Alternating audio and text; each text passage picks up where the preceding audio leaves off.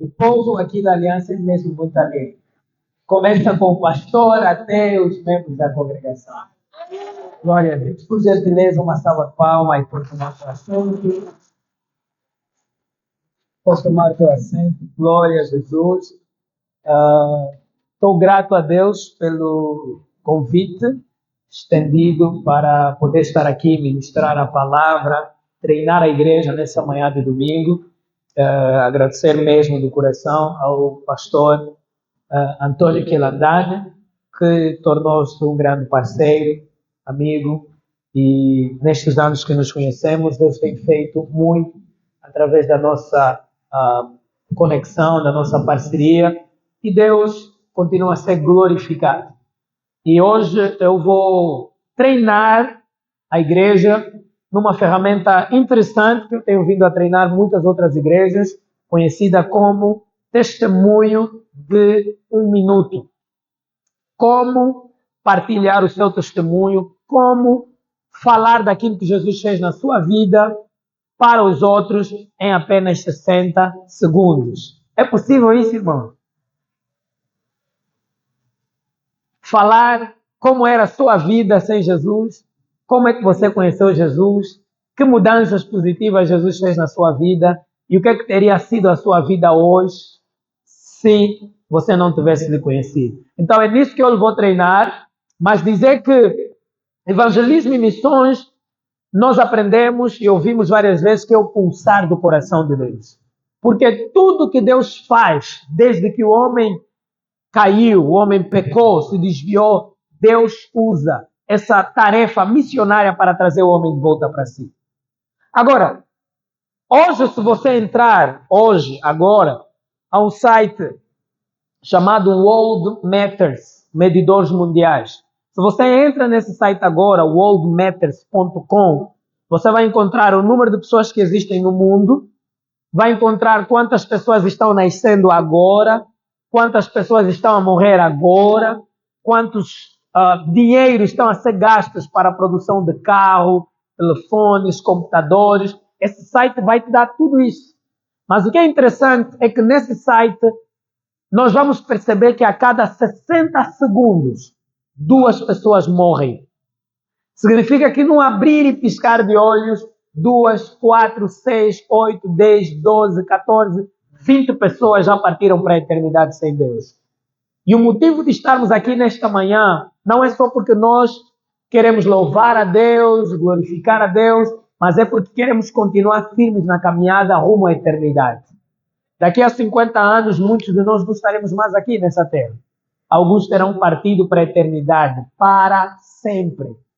E a primeira reflexão é essa. Já alguma vez você parou para analisar essa palavra, para sempre, essa frase? Para sempre. Se Jesus veio morrer por nós, é porque o céu existe. É porque o inferno é real. Porque se o inferno não fosse real, Jesus não teria morrido na cruz. Se o céu não fosse real, Jesus não teria morrido na cruz. Então é muito importante considerar importante que Deus olha como importante, a nossa eternidade.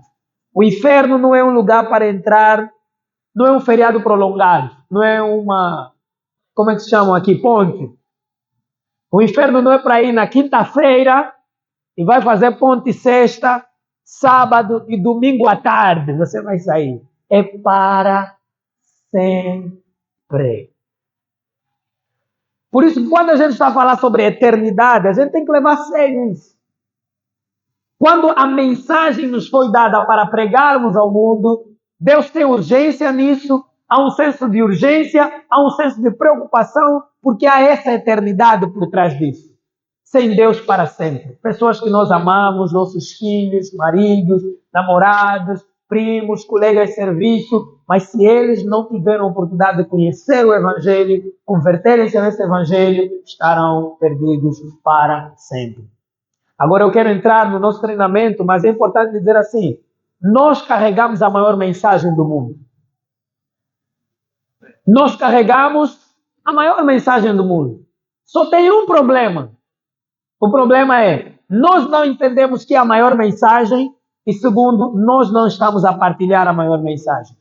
Eu quero ler um texto muito rápido com os irmãos.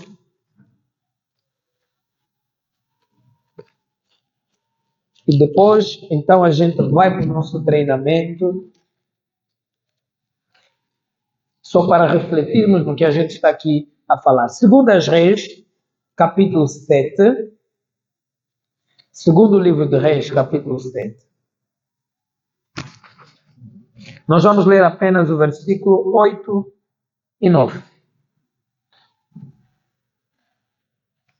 Diz assim a palavra do Senhor.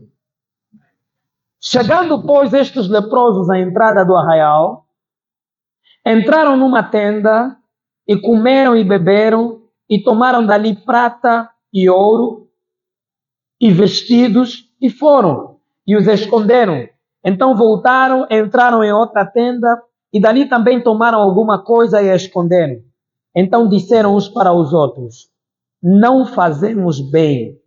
Este dia é dia de boas e nos calamos. Se esperarmos até a luz da manhã, algum mal nos sobrevirá. Pelo que agora vamos e anunciemos a casa do rei. Palavra do Senhor. Ok? Equipa, mantenha aí o meu slide preparado. Querido, nós estamos diante de um cenário no segundo livro de Reis. Há fome em Samaria, há fome em Israel. E a Bíblia diz que uma cabeça de boi estava a ser vendido por um preço muito alto. Contextualizando, é como se estivéssemos a comprar aqui uma cabeça de boi por 1 milhão de kwanzas. Uma cabeça de boi por 2 milhões de kwanzas. Crise instalada, fome instalada. Mas aquilo é que é mesmo crise.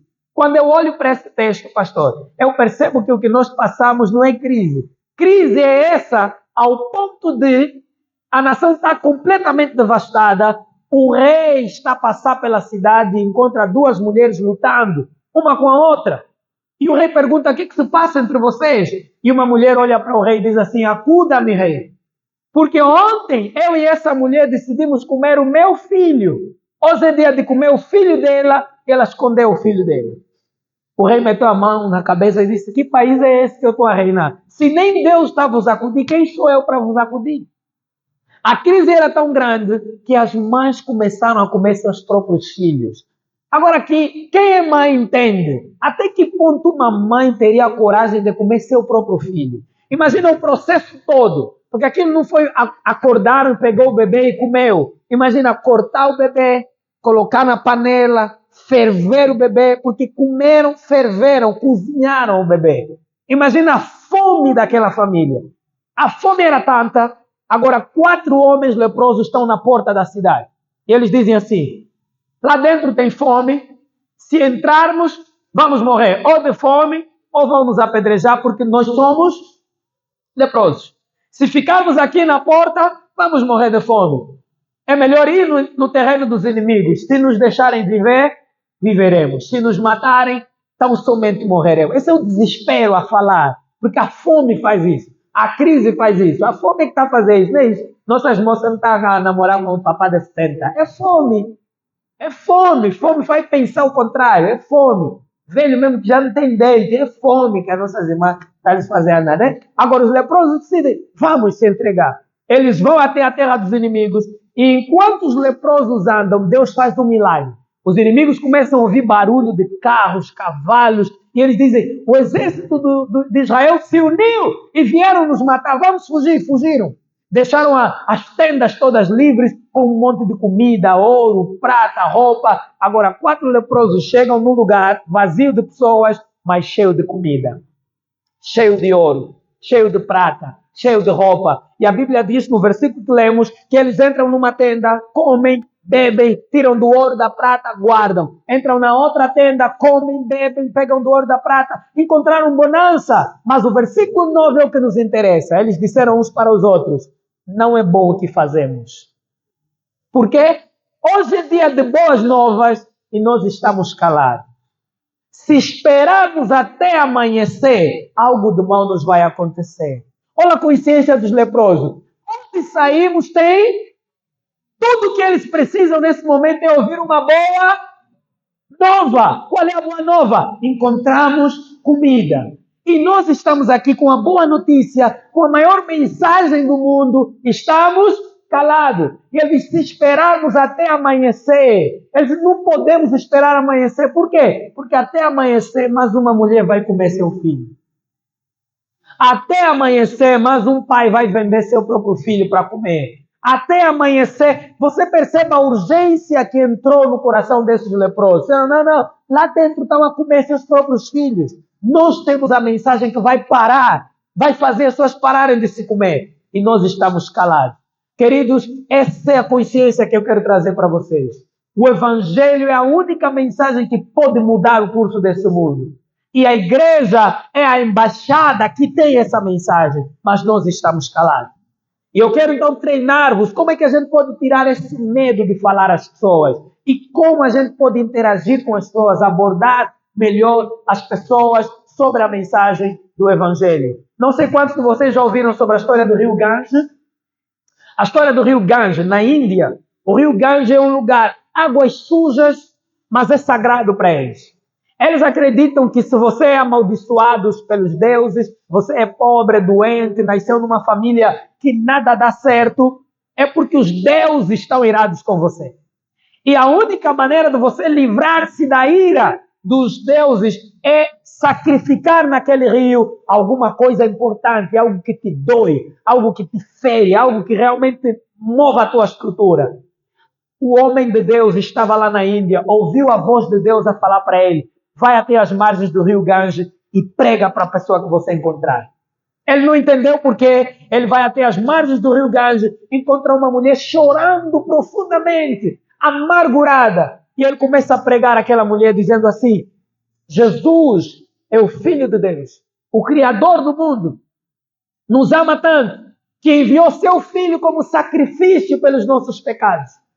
Não há nada que a gente possa sacrificar para sermos perdoados, para sermos livres da maldição, porque Jesus assumiu o nosso lugar. Ele é o sacrifício perfeito. Se você dar a tua vida a esse Jesus, Deus vai perdoar você e vai te dar a vida eterna. Aquela mulher, quando ouviu aquela palavra de sacrifício, ela olhou para o evangelista e zangada e disse assim, evangelista, se isso que você falou agora é verdade, que Jesus é o sacrifício pelos meus pecados, por que você só chegou agora? Ele ficou sem entender o porquê da moça falar daquele jeito. E ele disse assim, ela diz assim, evangelista, eu nasci numa casa pobre, meu marido é pobre, nós temos muitos filhos e não conseguimos alimentar os nossos filhos. Meus familiares falaram que eu sou amaldiçoada. E na nossa cultura, esse rio pode nos livrar da maldição dos deuses, mas temos que sacrificar alguma coisa. Evangelista, eu acabei de atirar o meu bebê de 9 meses nesse rio, porque eu e o meu marido decidimos fazer isso para os deuses nos perdoarem. Se você tivesse chegado 10 minutos antes, meu bebê estaria aqui na minha mão. Eu estou a dizer que boa notícia só é boa notícia quando chega a tempo. O que não chega a tempo já não é boa notícia. É frustrante. É como caminhar horas e horas de viagem com fome, com sede, mas o bilhete de viagem te dava direito a comer, beber. E no final de 12 horas de viagem, alguém te dizia assim, por que você não comeu? E vocês assim, porque ninguém me falou que eu podia comer. E alguém diz assim, vira o seu bilhete. Lá atrás te dava o direito de comer e beber durante a viagem. Já imaginou a frustração que você fica 12 horas sem comer no voo, ou no barco, ou na viagem, mas a boa notícia só vem depois. É assim que acontece com o mundo. A igreja chega tarde demais na vida das pessoas. Por isso é que eu quero treinar-te nisso. Nosso primeiro tópico, eu vou falar 2 coisas hoje, e o outro tópico eu negocio com o pastor para um outro dia. Aleluia. Mas aí vão me dar $1.000 para o terceiro tópico, né? Compaixão. Queridos, eu vou ensinar-te uma técnica prática de você falar com as pessoas, mas nenhuma técnica funciona se primeiro teu coração não estiver cheio de compaixão. Porque o que é compaixão? Compaixão é o combustível para evangelização. No livro de Mateus, capítulo 9, a partir do versículo 35, dá-me aí o slide. Se está a travar, usa as imagens em vez do PowerPoint, ou usa o PowerPoint, ok? Pode dar-me diretamente a imagem do Mateus 9:37 no slide, não na Bíblia. Mateus 9, 35, 36 diz que quando Jesus viu as multidões, teve compaixão delas. Algumas Bíblias dizem que quando Jesus viu as multidões, moveu-se de íntima compaixão. Porque compaixão é o combustível para a evangelização. Você pode ter as melhores técnicas para evangelizar, as melhores ferramentas para evangelizar, mas se o teu coração não estiver cheio dessa compaixão de Jesus, você não vai fazer nada. Você não vai se mover.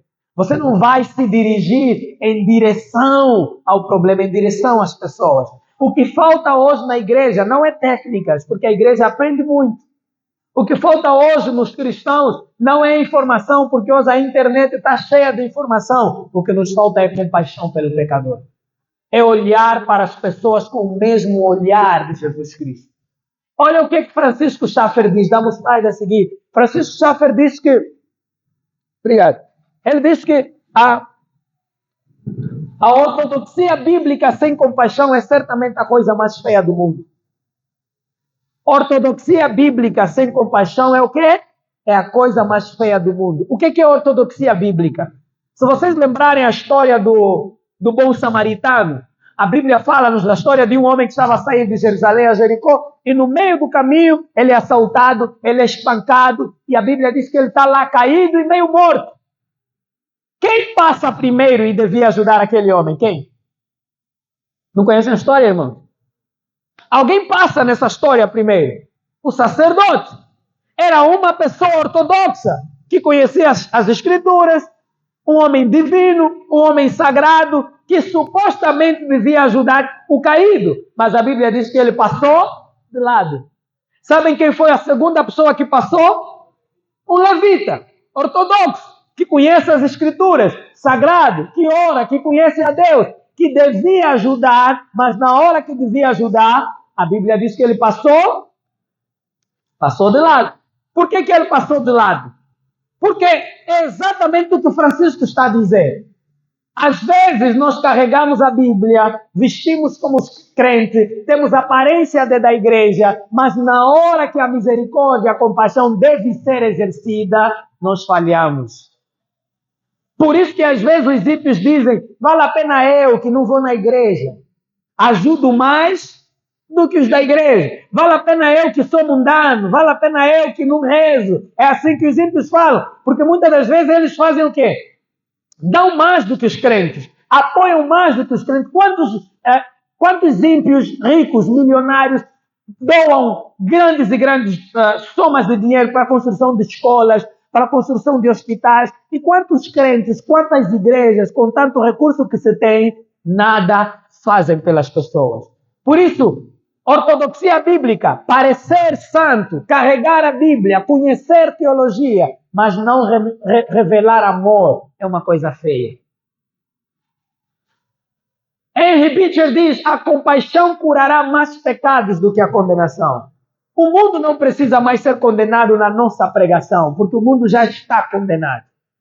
O mundo precisa de pessoas com compaixão, que pregam compaixão, que pregam o amor de Deus. Porque o mundo já sabe que está mal. Quando você vai falar com o ímpio, ele sabe que está mal. Ele sabe que a vida dele precisa mudar. Então, condená-lo, julgá-lo, apontar o dedo para ele, dizer que você é isso, você é aquilo, não vai resolver nada. Nós precisamos pregar um amor que rompe as barreiras do pecado. Aleluia! É compaixão que a gente precisa. Mas aqui vem as nossas emoções a serem treinadas. O que é que você sente a olhar para uma criança como essa? O que é que você sente? Pena? Compaixão? E o que é que você sente a olhar para esses senhores destruindo a sua vida no álcool? Talvez você vê pessoas assim no teu bairro o dia todo. 6 horas você está a trabalhar, teu vizinho está a beber na rolota.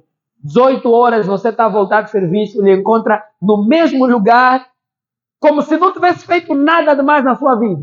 E o que é que você sente a olhar para essa família aparentemente bem resolvida da vida? O que é que você sente? Pena? Misericórdia? Alegria? Satisfação? E esse senhor aparentemente bem sucedido, o que é que você sente a olhar para ele? Bem realizado, não precisa de igreja, Deus, Jesus, as empresas deles vão bem, né? Lamentavelmente é assim que nós sentimos. Agora, o que é que você sente a olhar para essa multidão? É difícil de escrever. Mas o que o texto diz, que nós acabamos de ler? Que quando Jesus viu a multidão, moveu-se de íntima. Por quê? Porque nós não podemos escolher quem amar e quem não amar. Nós não podemos escolher quem devemos ter compaixão e quem não devemos ter compaixão, porque aquela criança pode estar no meio dessa multidão. Aquela família, aparentemente bem resolvida, pode estar à beira do divórcio e a mulher está no meio dessa multidão. Aquele senhor aparentemente bem sucedido pode estar a caminho de cometer suicídio porque as empresas vão mal, está cheio de dívidas para pagar e ele está no meio dessa multidão indo para algum lugar se enforcar. Então, se você olhar para a cara das pessoas e dizer, esse parece bem da vida, não precisa do evangelho, nós vamos falhar. Se você olhar para aquelas famílias, moças bem bonitas, pele fofa, do Quilamba, da Vila Alice, do Talatona, lá no Bela Shopping, parece que não precisam do evangelho. Meus irmãos, todo mundo precisa ouvir o evangelho. Desde os pobres dos nossos bairros, até os ricos que você se encontra com eles no Talatona Shopping, no Bela Shopping, todo mundo precisa ouvir o evangelho. Não escolha a cara. Não escolha, não, esse é pobre, essa criança bem raquítica, barriga cheia, essa precisa de Jesus, vou pregar. Mas esse senhor de gravata, óculos, ia sair de um carro grande, ele não precisa de Jesus, todo mundo precisa de Jesus. A Inglaterra tem o maior índice de suicídio, país de primeiro mundo bem sucedido. Todo mundo é rico, é difícil encontrar pobre nesses países, mas pessoas estão se suicidando em séries. Porque todo mundo precisa de Jesus. Mas aqui vem o nosso problema. 97% dos cristãos na igreja nunca compartilharam o evangelho com pelo menos uma pessoa. Como é que eu sei que isso é verdade? Essa é uma estatística global. Eu viajo o mundo inteiro treinando as igrejas, eu pergunto aos pastores, é a mesma coisa. Domingo, olha a igreja como está cheia. Mas na campanha de evangelização, será que todo mundo que está aqui domingo aparece para o sábado de manhã na evangelização? Viu? Não é só aqui, na minha igreja também, em todas as outras igrejas, no mundo inteiro, por onde eu vou. Eu pergunto aos pastores, pastor, quantas pessoas aparecem para a evangelização nos dias de evangelismo da igreja? Menos de 10% da igreja. E aqui está a estatística global, 97% não prega, 3% é comprometido. E a verdade é que 90% dos ímpios nunca vão entrar na igreja sozinhos. Não é como na época da católica, tocam o sino, blim, blim, e todo mundo vem para a igreja rezar. Não, nós temos que ir em busca das pessoas. Nós temos que ir ao encontro dos pecadores. Nós temos que sair da nossa zona de conforto e a compaixão vai nos mover a isso. E sabe o que eu descobri ao longo desses anos? 75% das pessoas estão dispostas a nos ouvir falar do evangelho. Nós é que não estamos dispostos a falar. Como é que eu sei? Aqui em Angola, em todas as províncias, tenho pregado milhares de pessoas. Meu telefone é cheio de nomes, porque eu e a minha equipa nós temos um desafio, falar de Jesus com pelo menos uma pessoa por dia. Ok, talvez isso pareça uma loucura, mas você pode começar com o desafio, falar de Jesus com uma pessoa por mês, uma pessoa por semana, ou entrar no nosso desafio, todos os dias falar de Jesus com pelo menos uma pessoa. E sabe o que eu descobri? As pessoas querem nos ouvir em todo lugar. A caminho do Quênia, eu falei de Jesus com alguém na casa de banho da África do Sul, e ele deu a sua vida na casa de banho do aeroporto da África do Sul. Aleluia! Yes! Porque as pessoas querem nos ouvir. Eu estava alguns meses a caminho da Coreia do Sul, e lá no meu voo da Etiópia para a Tailândia, para a escala, 7 horas no voo, já eram 4 horas. E aí eu percebi que o dia estava a terminar e eu não tinha cumprido o meu desafio de falar de Jesus com pelo menos uma pessoa. Eu disse, Senhor, me dá uma oportunidade. Sabe, no avião todo mundo se faz de rico, até os desgraçados que estão a viajar de favor, todo mundo fica muito sério, de todos e tal. Eu disse, Senhor, me dá uma oportunidade. Ao meu lado estava um sul-coreano, à minha esquerda uma moça queniana, e todo mundo muito sério. E eu estou lá no meio. Senhor, dá uma oportunidade. E aí, depois de 4 horas no voo, a moça aperta o sono e pergunta se eu tenho um cabo para carregar o telefone. Para ela foi uma necessidade, para mim foi um sinal de Deus. Ele disse, você não fala com o assassino? Eu tenho. Peguei a minha pasta debaixo do banco e tirei o cabo, dei para ela começou a carregar. E aí ela fez o pior que ela não devia ter feito. Querem saber o que ela fez? Começou a me fazer perguntas. Ei, de onde vens? Para onde vais? Eu disse, faça mais perguntas.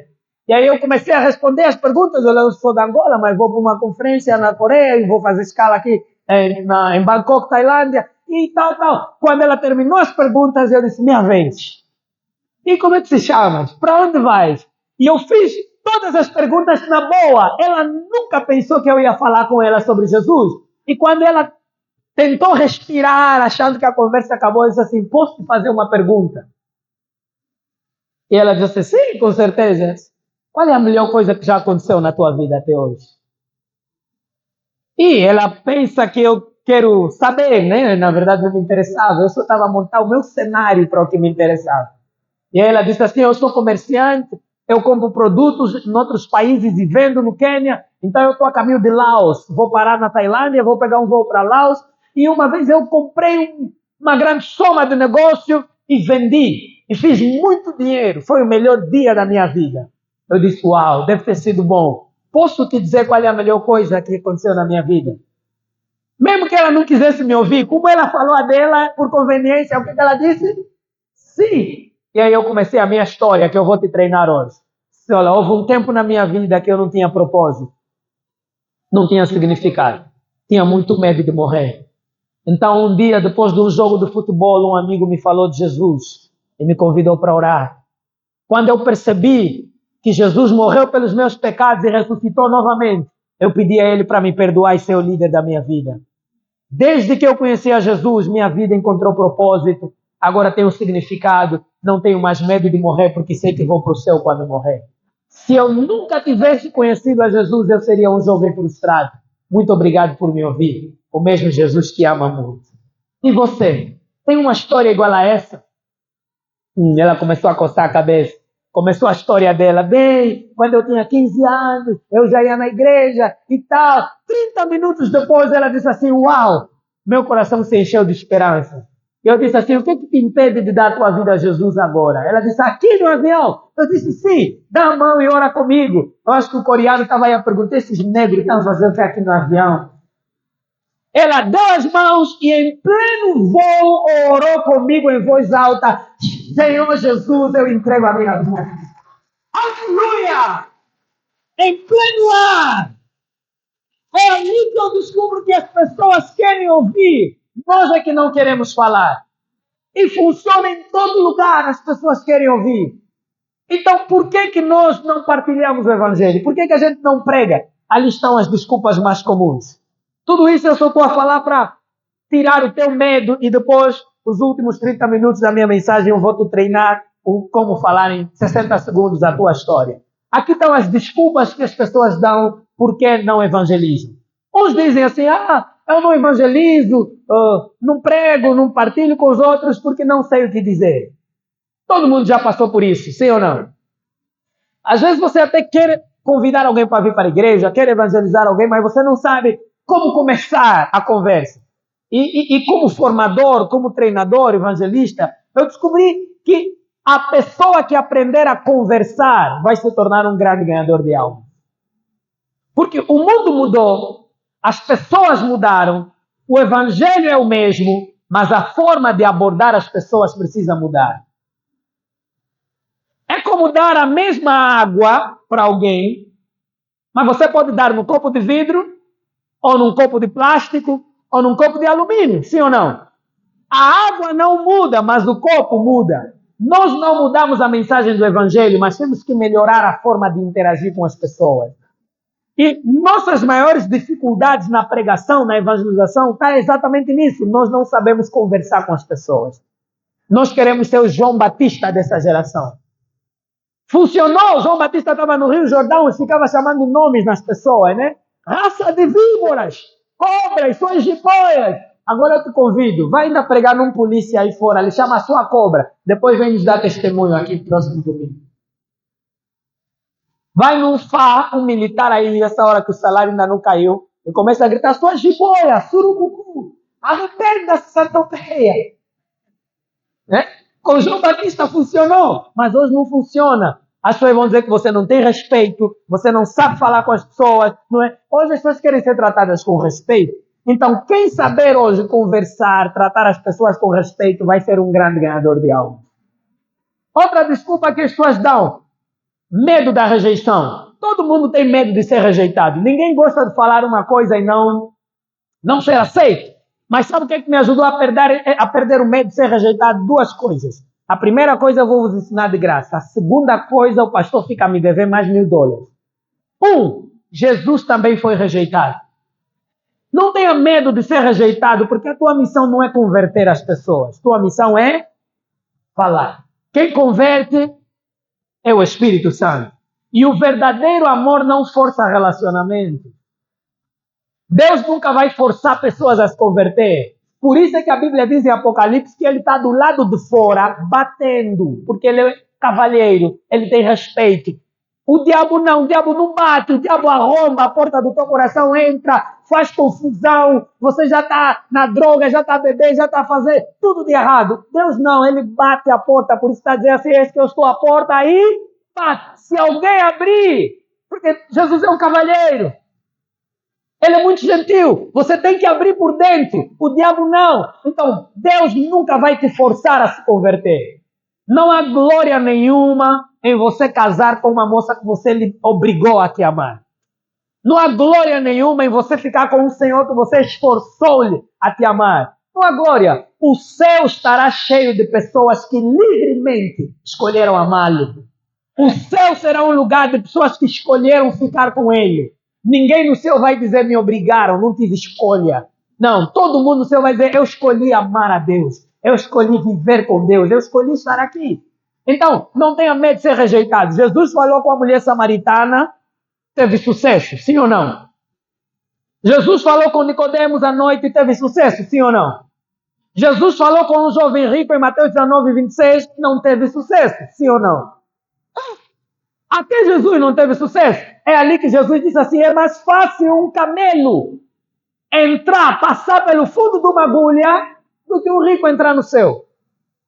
Por quê? O jovem rico ouviu o evangelho. Não é porque Jesus pregou mal, não é porque Jesus pregou errado, mas é que ele simplesmente não estava preparado. Então, às vezes, você vai pregar para pessoas que não vão se converter, não vão dar feedback positivo. Não é porque você pregou mal, não é porque você é um péssimo evangelista. Às vezes, é simplesmente que aquela pessoa ainda não está preparada. Mas aqui vem a segunda boa notícia. Não tenha medo de ser rejeitado. Por quê? Os mais velhos dizem, pastor, que na caça tem animais muito potentes, muito pesados. Hipopótamos, elefantes. Tem animais que na caça, quando você dá um tiro, a bala já lhe tocou, já está a sangrar, mas continua a correr. E vai morrer em outro lugar. Ah, quando você entender, me fala. Tem animais que já não vão viver, mas a potência que ele tem, mesmo sangrando, ainda corre uns quilômetros. Eu estou a dizer que toda vez que você evangeliza alguém, mesmo te rejeitando, já está sangrando. Quando você prega alguém hoje, já está sangrando. Amanhã está sangrando. Vai morrer em outro lugar. Tem pessoa que entrou nessa igreja, não é porque lhe pregaram nessa igreja, já lhe pregaram no outro bairro, noutra igreja, mas veio morrer na igreja Aliança.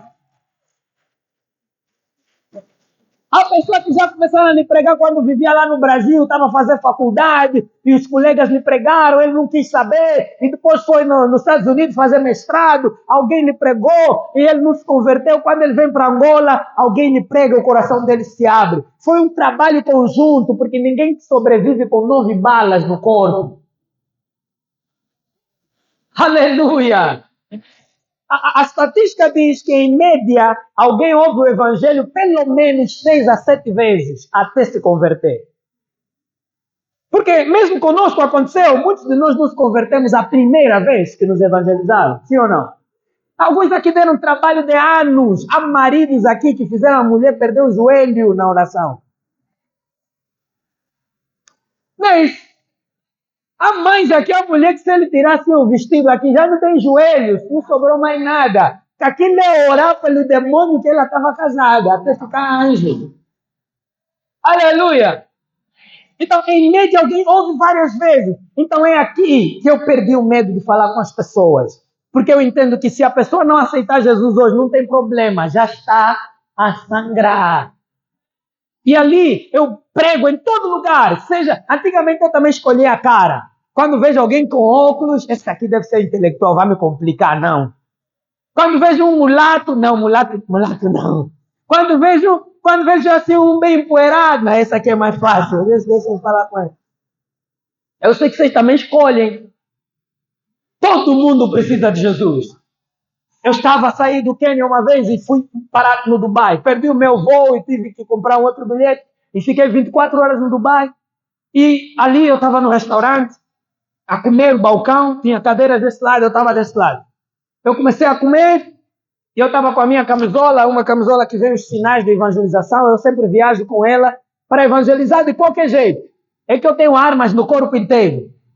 Se eu não te evangelizar com a camisola, vou te evangelizar com a pulseira, vou te evangelizar com o folheto. Eu nunca ando sem nenhuma dessas ferramentas. Se não tem folheto, tem camisola com sinais. Se não tem sinais, tem pulseira na mão. E ali eu estou lá a comer, um casal de indianos vem e senta do outro lado. E aí, indianos gostam de conversar, está o marido, está a esposa, está a criança. E aí ele começa a me fazer perguntas. Cometeu o erro que todos cometem. E aí me faz pergunta de onde eu sou, de onde eu venho, o que eu fazia no Dubai. E aí eu dei todas as respostas. E lá, no final, minha vez, começam as minhas perguntas. Eu pergunto e ele diz que são indianos, mas trabalham em Hong Kong. E estão de férias no Dubai. Vida rica, boa, né? Eu profetizo na tua vida também. Matabicho nos Estados Unidos, almoço no Dubai, jantar na Singapura. Come on, somebody. Aleluia. E só vem dormir em Luanda. Aleluia! Eu tenho que chegar nesse nível. Eu não posso estar a pensar muito antes de arriscar o meu cartão. Isso eu não vou sofrer assim a vida toda. Antes de arriscar o cartão no restaurante, você começa a fazer cálculo. Sobrou quanto? E se não passar? Eu não posso mais sofrer assim a vida toda. Casal rico. Estão lá de férias no Dubai.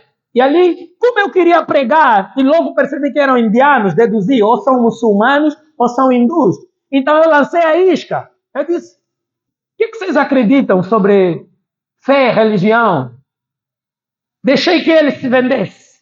E ele falou, nós somos hindus. Eu disse, fala-me mais sobre o hinduísmo. O que vocês acreditam? Como se eu quisesse ser evangelizado. Porque eu repito, quem aprender a conversar vai ser um grande evangelista.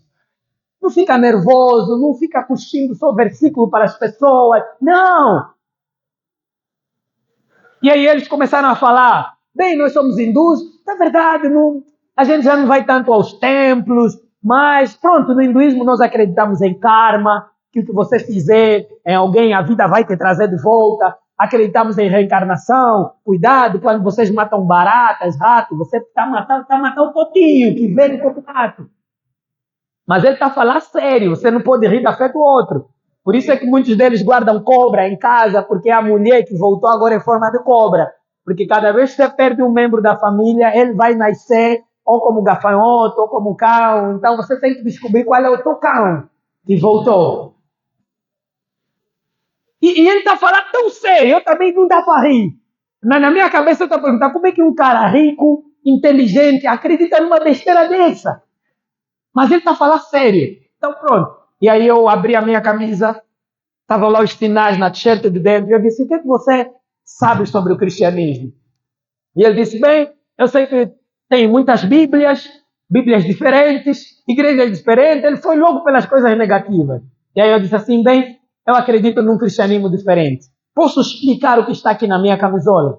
Tinha um coração, um sinal de divisão, uma cruz e um ponto de interrogação. E a partir daí eu expliquei, esse coração significa que há um Deus no céu que nos ama e tem um plano maravilhoso para nós. Assim como o Senhor tem plano para sua filha, Deus no céu tem um plano para nós. Mas algo deu errado. Entrei no segundo sinal de divisão. O pecado entrou, nós estamos separados, merecemos o castigo de Deus. E eu perguntei para ele, o Senhor já mentiu alguma vez? Ele disse, eu já menti várias vezes. Então quem mente é o quê? Culpado. Nenhum de nós é inocente. Nós merecemos o castigo de Deus. Mas eu tenho boa notícia. Fui para a cruz. Deus enviou seu Filho para morrer na cruz em nosso lugar. Cada vez que a gente peca, a gente tem uma dívida com Deus. Mas Jesus morreu para pagar essa dívida. Ponto de interrogação. Diante dessa resposta, desse amor, qual é a nossa resposta a esse Deus cristão? Ele disse assim, bem, nunca ninguém me falou do cristianismo desse jeito. Viu? Ele não orou comigo porque ele é hindu, são religiões que levam tempo, mas eu dei a ele uma outra opção para considerar. Significa que ele começou a sangrar naquele dia. Porque muitos deles, eu estou a ver agora, fiz um periplo de várias nações, Senegal, Mali, São Tomé, Líbano, e muitos deles são países muçulmanos onde eu estive a pregar. Eu estive a pregar para um muçulmano no Mali, à frente da mesquita. Sabe o que ele disse? Tudo que eu sei sobre Jesus eu li no Alcorão. Eu nunca conheci o Jesus da Bíblia, porque nunca li a Bíblia. Nunca ninguém me falou da Bíblia. Então você entende que muitos deles não são muçulmanos porque escolheram. Agora aqui na Gâmbia, de onde eu estou a vir, o último país, a moça, eu preguei o evangelho para ela e ela disse assim que já era cristã, mas agora se converteu ao islamismo por causa do marido. E uma coisa interessante, ela falou para mim assim, ela disse, eu sei que não faz sentido ser muçulmano, mas eu não tenho opção. Eu perguntei para ela, como é que você sabe que não faz sentido, mas você se converteu do cristianismo para o Islã? Então, vê como é que isso é. Porque ela era católica, ninguém lhe pregou o evangelho evangélico, protestante, da forma que faz sentido, que cultiva a verdade do evangelho nela. Queridos, Deus está te chamando para uma grande responsabilidade. Mas você precisa começar a pregar agora. Não tenha medo de ser rejeitado. Falta de modelos de referência. Muitas pessoas não têm o hábito de evangelizar porque não têm amigos evangelizando. Nós hoje estamos numa igreja que evangelismo é programa especial. Deixa eu dizer uma coisa para vocês, irmãos. Evangelizar não é programa. Evangelização deve ser um estilo de vida. Porque se a gente espera um sábado de manhã para evangelizar, há pessoas morrendo sem Jesus na segunda-feira. Há pessoas morrendo na terça-feira sem Jesus. Alguém hoje, domingo, saiu de casa para ir à igreja ou para ir trabalhar no shopping, supermercado, vai largar 22 horas. Os filhos estão lá em casa a esperar o pai, não vai voltar. Vai ser atropelado na Via Express, vai ser esfaqueado em algum lugar no bairro Malueca, no Paraíso. Não é maldição, é a vida. Alguém hoje não vai voltar, saiu de casa. Mas essa pessoa hoje podia se converter, porque essa pessoa está lá no Quero, no Xiame, onde você daqui a pouco vai lá comprar comida. Podia ter pregado a palavra para ela, não pregou. Há pessoas que vão estar no KFC, onde você vai comprar um frango hoje, e nunca mais essas pessoas vão voltar para casa. Há pessoas que vão subir no mesmo táxi que você. Há pessoas que vão estar na praça onde vai comprar tomate. E Deus te deu a última oportunidade de partilhar o evangelho com essas pessoas. Aleluia! Se não há ninguém na igreja te inspirando a evangelizar, decida ser você o modelo de referência na sua igreja. Que os outros decidam evangelizar por causa de você. Que os outros decidam ganhar almas por causa de você. Em último lugar, deixa eu dizer assim, tudo que eu falei até aqui das primeiras 3 desculpas que as pessoas dão, são desculpas desfarrapadas, como dizem na gíria. Nós não pregamos as pessoas por falta de compaixão. Esse é o nosso problema. Se você quiser saber por quê, mãe, quantas mães aqui, quantos pais, quem tem filho? Levanta a mão. Boa. Mãe, se você tiver a vida praça, a tua casa está lá no 2º andar, no prédio. A vida praça, agora você encontrou fogo, a tua casa está a pegar fogo. Teus bebês de 2 anos, 3 anos estão na janela a queimar, a gritar, mamãe, socorro. Vai ligar o pastor Kelandani para orar? Vai ligar os bombeiros, esperar os bombeiros? O que vai acontecer? Você nem vai saber como é que vai ficar superwoman. Vai sair asa para voar. Não é isso? Mãe que é mãe, pai que é pai, não aguenta. Vê filho a queimar e está esperando os bombeiros. Não, você vai ficar Homem-Aranha. Minha mãe já foi lutar na rua, só deu conta que não tinha blusa depois da luta acabar. Foi acudir o irmão dela na rua, estava na casa do pai. Primeiro foi lutar para acudir o irmão, depois é que deu conta que não tinha blusa. Porque a compaixão pelos nossos familiares. Eu estava uma vez em Israel, há uns 10 anos, 11 anos atrás, a fazer trabalho de tradução e o roaming era péssimo da Unitel. A mensagem, a minha esposa mandou mensagem, eu estava na cabine a traduzir. A minha esposa mandou uma mensagem e entrou assim: a bebê cortou a reticências. Espírito saiu do meu corpo. Eu era pai de primeira via. Minha primeira filha, acho que tinha meses, ou anos, tinha 1 ano ou 2 anos.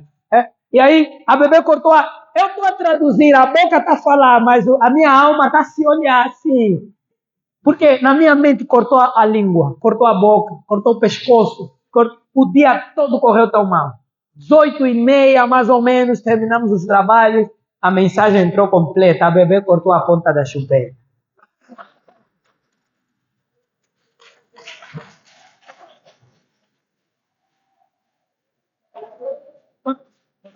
Sabe aquele alívio que você fala? Oh. Mas é o sentimento de compaixão pela minha filha me desestabilizou. É o mesmo sentimento de compaixão que precisamos ter com o pecador. Quando olhamos para um ímpio, uma pessoa destruindo a sua vida no álcool, na droga, na prostituição, nós não podemos olhar para aquela pessoa e não se importar, simplesmente não. Entende o que eu estou a dizer? É isso. A gente olha para as pessoas e vão morrer, a vida é deles, eu estou na igreja, eu sou da Igreja Aliança, estou bem com Jesus, estou bem. Não, nós temos que nos importar. O pastor Tom Eli, que criou essa ferramenta da testemunha de 1 minuto, ele dava cruzadas para 50, 60 mil pessoas na Índia.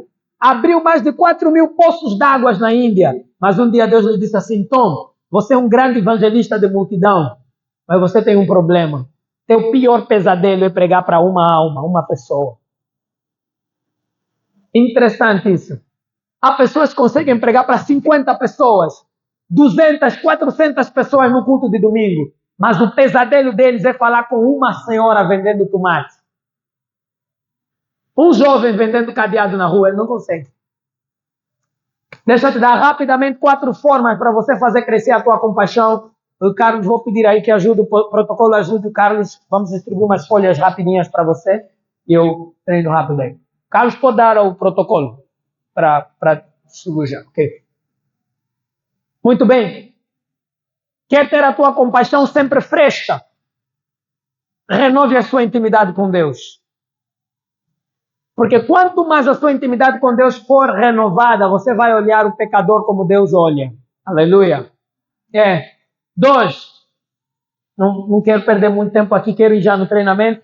Ponto 2. Decida ser amigo dos pecadores. Se você quer renovar, ou melhor, quer fazer crescer a tua compaixão pelos pecadores, você tem que decidir ser amigo dos pecadores. Atenção aqui, é algo equilibrado.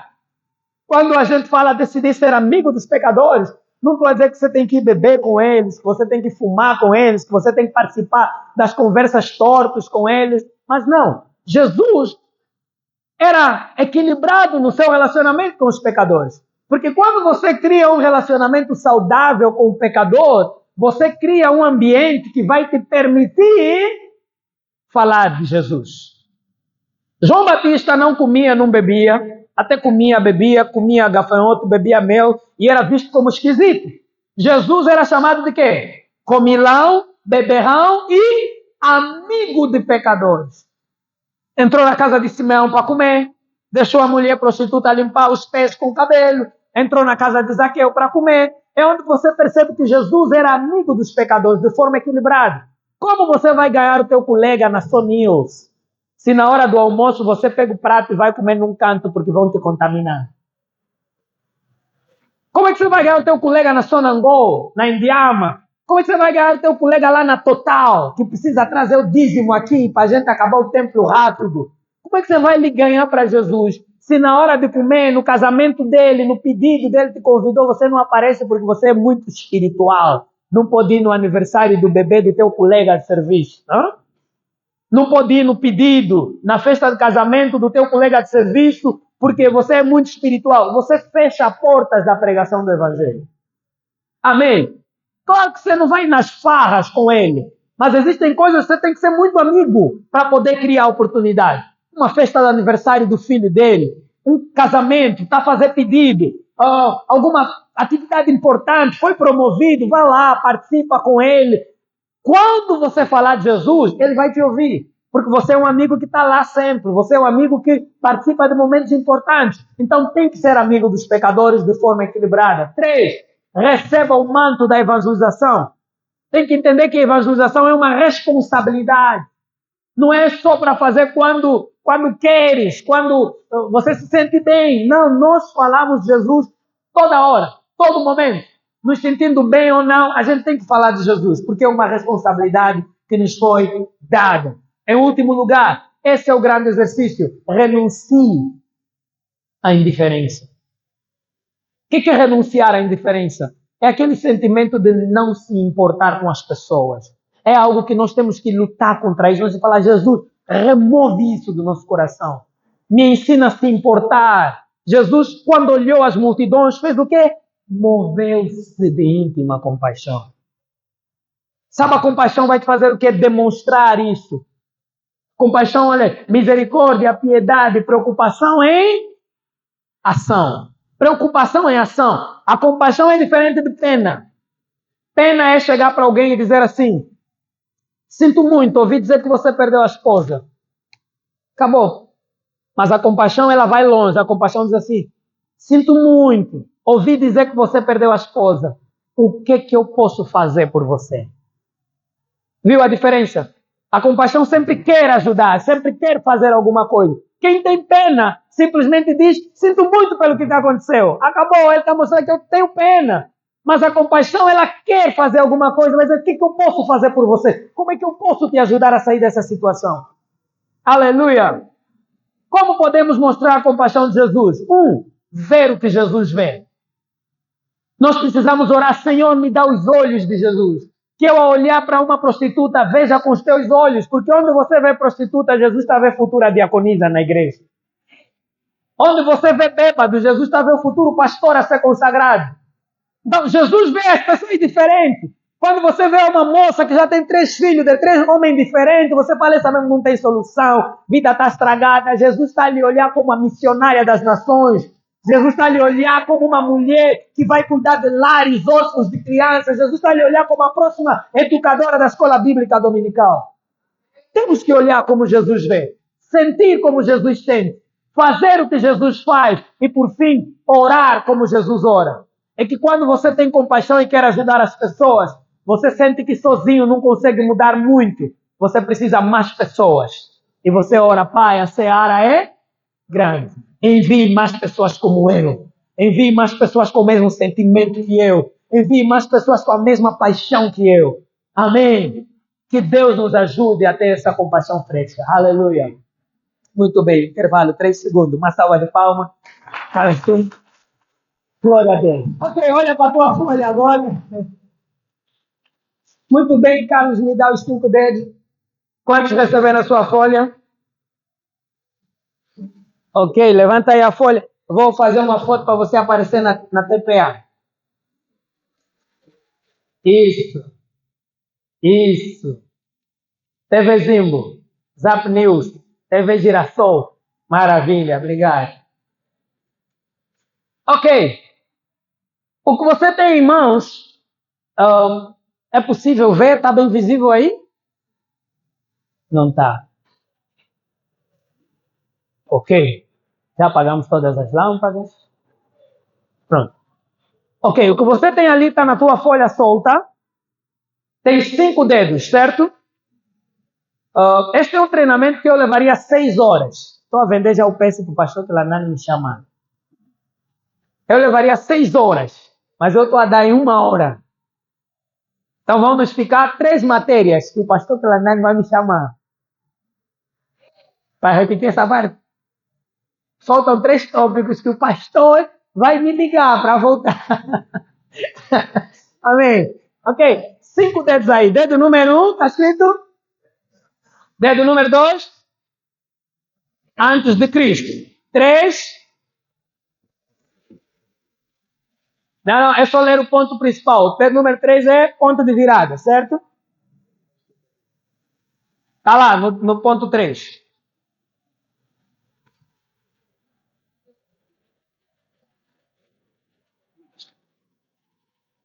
Escreva aí o dedo número 3. Acho que essa cópia saiu mal. Escreva aí, põe dedo número 3. Carlos, vê aí, desapareceu. O ponto 3 não está. Na folha que copiamos. 3, coloque aí PV, ponto de virada. Ali está, aqui no ecrã. Ponto de virada. Já. Dedo número 4. Depois da decisão. Número 5. Se eu nunca tivesse conhecido a Jesus, certo? O que é isso? Na verdade, é uma ferramenta que foi criada para te ajudar a contar a tua história em 1 minuto. Onde você vai mostrar como era a tua vida antes de Cristo, como é que você conheceu Jesus, o que é que Jesus fez na tua vida e o que é que a tua vida seria ou como seria a tua vida se você nunca tivesse conhecido a Jesus. Agora eu vou voltar num testemunho que eu dei. Lembram como é que eu evangelizei a moça no avião? Eu fiz uma pergunta interessante para ela. Eu disse assim, posso te fazer uma pergunta? Qual é a melhor coisa que já aconteceu na tua vida? Não é? Então vamos começar agora esse treinamento. Vamos lá, dedo número 1 é permissão. O que é a permissão? Meus irmãos, hoje as pessoas elas estão cansadas com igreja, religião. E quando às vezes você já aparece com a Bíblia assim na mão, as pessoas já trancam a cara, já, não é? Porque já sabe, esse irmão está vindo me evangelizar. Mas é sempre bom que elas caem na surpresa. Quando elas darem conta, já estão a ser evangelizadas. Então, essa ferramenta que você vai aprender agora é uma ferramenta que você pode usar a tua vida toda, no teu dia a dia, para se tornar um grande ganhador de almas. Você não precisa fazer barulho, não precisa andar com a Bíblia na mão, não precisa... Não. Todos os dias você vai poder ganhar alma. A pessoa que está sentada no táxi ao teu lado, no autocarro, no voo, durante a viagem, no restaurante, a algum lugar, você vai aprender. Dedo número 1 é permissão. Por quê? Porque todo mundo gosta de ser tratado com respeito, todo mundo gosta que a sua privacidade seja respeitada. Então você não pode chegar para as pessoas simplesmente e começar a gritar, encontrar alguém sentado, arrependei-vos, a Bíblia diz, em João 3,16. Né? Hoje as pessoas já estão muito intelectuais também. E as pessoas sentem isso como incômodo, barulho. Você chegar e começar a gritar para elas. Mas se você chega e começa uma conversa na boa e depois entra no Evangelho, eu uso isso muito quando estou andando de Ango. Todo motorista de Ango é o azarado ou sortudo aí no céu. Porque ali você começa uma conversa com ele e depois faz 3 perguntas inteligentes. Número 1, posso fazer uma? 2, qual é a melhor coisa que já aconteceu na tua vida? Isso é importante porque toca os arquivos de memória da pessoa. Alguns podem dizer, meu casamento, quando tive o meu primeiro filho, quando consegui o meu primeiro carro, o meu primeiro emprego, qualquer coisa. Independentemente do que eles dizem, você pode dizer assim, posso te dizer qual é a melhor coisa que já aconteceu na minha vida, ok? Então agora eu vou descer e vou praticar, cada dedo que eu explicar eu vou praticar aqui com a irmã. A irmã está na praça, está a vender tomate. Podes vender tomate hoje, né? A irmã está a vender tomate. E estou no dedo número 1, permissão. A permissão, saúdo, cumprimento, com respeito, respeitando o espaço, a privacidade da pessoa. Eu estou a exemplificar na praça, mas você pode praticar isso no KFC. 1 minuto. Você foi lá comprar um menu do KFC, de momento não tem ninguém à tua atrás, na fila, então você entende que daqui a pouco vai ter pessoas na fila, então eu quero aproveitar e falar de Jesus para a senhora aqui que está vendendo tomate. Dedo número 1 aí, eu chego. Boa tarde, mana, como está? Quanto que está um monte de tomate? Não está muito caro. Não, é o preço. É o preço. Eu vou levar 2 montes. Desculpa, posso lhe fazer uma pergunta? Eu faço uma transição normal. Eu estou a comprar tomate. Ela nunca espera que eu vou lhe evangelizar ou que eu vou lhe pregar. Não é? Comprei o tomate. Ele desculpa, mamãe. Qual é a melhor coisa que já aconteceu na sua vida? Se me perguntasse isso há um tempo atrás, eu podia te falar uma outra coisa, mas agora eu estou aqui aceitando de novo. Não, você é ímpia.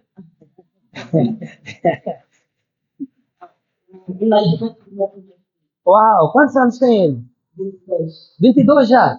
Uau, eu também tenho 2 filhos. Posso dizer qual é a melhor coisa que já aconteceu na minha vida?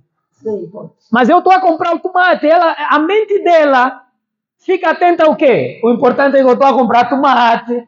Ela não entende que eu vim evangelizar, que eu vim estragar, estou a conversar, estou a comprar tomate. Né? Lá, às vezes, você está no Xiame, está a fazer o pagamento no caixa, está a pôr as coisas no saco, está a interagir com ela. Posso te fazer uma pergunta? Não para de fazer o que estás a fazer, né? Mas qual é a pior coisa que já aconteceu na tua vida? Então, é a permissão. A permissão é sorria, saúda, cumprimenta, interaja e faça perguntas. Posso lhe fazer uma pergunta? Qual é a melhor coisa que já aconteceu na sua vida? Posso lhe dizer a melhor coisa que já aconteceu na minha? Nesta última pergunta é onde você quer começar o teu testemunho. Quando ela diz sim, podes dizer a melhor coisa, você entra no dedo número 2. Qual é o dedo número 2? Antes de Cristo. Todo mundo tem uma história antes de Cristo, sim ou não? Então, como a gente está num culto, não tem tempo, mas você ali tem, no ponto número 2, tem 3 espaços que te ajudam a descrever o teu testemunho. Onde você pode escrever 3 adjetivos que revelam como era a tua vida antes de Jesus. E você começa com a frase que está ali. A gente coloca frases que te permitem a transição da conversa. Houve um tempo em minha vida quando... Ponto número 2. Estão lá? Já viram onde é que é? No ponto número 2, lá embaixo. Não nos 5 dedos. Lá embaixo na folha. Tem ali, descreva 3 adjetivos, né, que mostram como é a tua vida. Você pode dizer, olha, houve um tempo na minha vida que eu era muito depressivo, mentia muito, bebia demais. Lembra que você está a contar o teu testemunho. Essa é uma ferramenta de evangelismo que não é doutrinária, é de testemunho. Ninguém vai argumentar contigo quando você está a contar o teu testemunho. Ninguém pode te complicar na evangelização, porque você não está a falar que Jesus é Deus, você não está a falar... Não, até o testemunho de Jeová vai te ouvir até terminar a tua história. Porque você só está a contar o que Jesus fez contigo ainda. Amém? Ok? Dedo número 2, antes de Cristo. No dedo número 1 é a permissão, saudei, cumprimentei, interagi, fiz as 3 perguntas. No dedo número 2 eu começo. Houve um tempo em minha vida, eu estou a dar o meu testemunho. Você aí pode escrever o teu, né? Eu não tinha propósito, estava à procura de significado e tinha muito medo de morrer. É claro que quando eu falo essas palavras, eu estou a usar as palavras que descrevem resumidamente a minha vida. Quando eu digo não tinha propósito, estava à procura de significado, eu estou a esconder coisas. Mas lembra que eu não tenho muito tempo, eu só tenho 1 minuto. Eu não preciso dizer que eu ia naquelas casas e bebia das 6 até as 18. Não, basta dizer eu bebia muito. Porque quem está a ouvir a tua história pode se identificar já. E vai começar a pensar, se Deus muda um bêbado como ele, pode mudar um bêbado como eu. Se Deus muda um homem mulherengo como ele, pode mudar um como eu. Então a pessoa começa a pensar à medida que você discorre o teu testemunho. Então, dedo número 2. Houve um tempo em minha vida, eu não tinha propósito, eu não tinha significado e tinha medo de morrer. Acabou. Você ali escreve o teu testemunho, não escreve o meu. Esse é o meu, eu estou a dar o meu real. Ok? Dedo número 3. Ponto de virada. No ponto de virada, é onde você conta como é que a página da tua vida mudou. O que é que você ouviu, como é que você ouviu falar de Jesus e o que é que você pediu a Jesus para fazer na tua vida. Olha, depois dessa técnica, pastor, se não aparecerem na evangelização, lixota da igreja. Ninguém mais pode dizer não sei o que dizer, ok? Todo mundo tem que aprender a falar o seu testemunho, amém? Então, no ponto de virada, você vai dizer como é que você ouviu falar de Jesus e quando você percebeu a necessidade de salvação, o que você pediu a Jesus para fazer? Para te perdoar, para te curar. Talvez você recebeu Jesus numa cama de hospital, talvez a mãe te levava na igreja a vida toda, mas houve um dia que a pregação foi forte, talvez te evangelizaram na rua.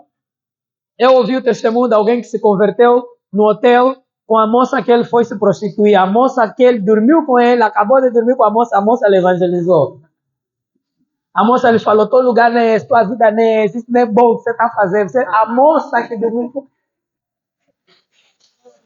Ele disse, isso só pode ser Deus a fazer isso na minha vida, mas você está aqui comigo no hotel. Eu vim trair minha mulher, dormimos juntos, agora você está me falando que eu tenho que ir na igreja. Ela disse, eu sei mesmo, mas eu sinto que você é especial, sua vida nem é essa. Aleluia. Então, como é que você ouviu falar de Jesus? Vamos lá, dedo número 3. No dedo número 3, a gente coloca uma frase ali, né? Assim, então um dia, é como se você tivesse a contar a tua história. Então um dia, e ali você vai escrever como é que você ouviu falar de Jesus, não é? Se você quiser escrever, você pode escrever. Se calhar alguns aqui estão até a lembrar como é que se converteram, né? Então um dia, meu testemunho. Então um dia, depois de um jogo de futebol, um amigo me falou de Jesus e me convidou para orar. Depois de várias semanas de oração, quando eu realmente percebi que Jesus morreu pelos meus pecados e ressuscitou, eu pedi a Ele para me perdoar e ser o líder da minha vida. Amém? O que é que você pediu a Jesus para fazer na tua vida? Quando você realmente percebeu que precisavas de Jesus. Lembra como é que foi a tua oração? Como é que foi a tua experiência? Quando você percebeu, não, agora eu tenho que ser mesmo bem da igreja. Agora eu tenho que me entregar mesmo. Então é isso que você vai escrever aí no teu testemunho, ok? Agora eu vou começar do dedo número 1 até o dedo número 3. Todo volta na praça. Boa tarde, mamãe. Como está? O dia, como é que está? Parece cansada. Tá muito sol, tá muito quente. Quanto é o tomate? Ok, eu vou levar 2 montes de 200. E esse monte mais pequeno, quanto é que está? 140. Ok, vou levar um destes. Desculpa, posso lhe fazer uma pergunta? Pode ser.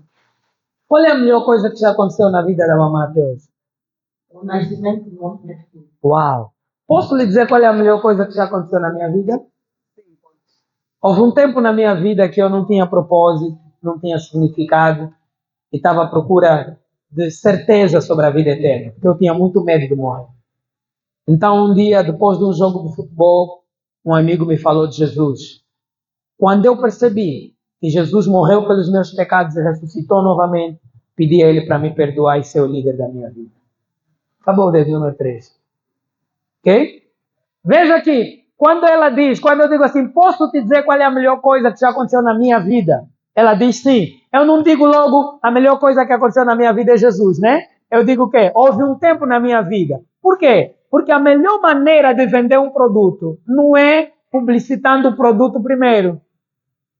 Essa parte aqui também não é grátis, porque isso já é marketing, pastor. Pastor, vai aumentar. O que eu vou vos explicar agora, se você aprender na faculdade, mas a faculdade é graça. Ok. Negociantes, aprendam com o mestre hoje. Quando você quer vender um produto, não diga, olha, esse produto é o melhor. Não. Você começa pelo pior. Se você tem uma pomada para pele, que limpa cicatrizes, faz a pele ficar limpa e tira a mancha, não diga, olha, esse produto vai tornar a tua pele lisa como de um bebê. Não, você diz assim, moço, isso aqui que você tem na pele? Ai, você vai morrer. Você tem malha. Ai, mano, daqui a um mês tua pele vai ficar horrível. Você tem que lhe pôr no desespero.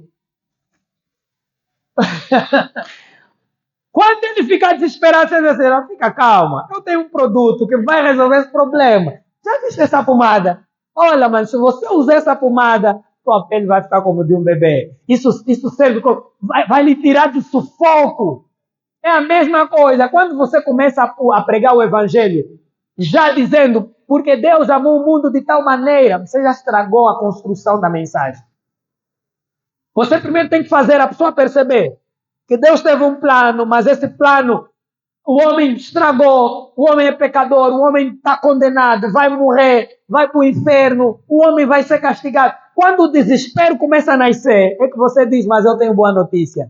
Deus nos ama tanto que enviou seu filho para morrer. É ali que o evangelho faz sentido.